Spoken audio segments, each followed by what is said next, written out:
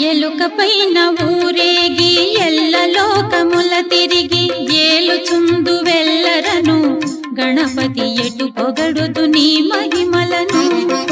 ఎలుకపైన ఊరేగి ఎల్ల లోకముల తిరిగి ఏలుచుందు వెల్లరను గణపతి ఎటు పొగడుదు నీ మహిమలను.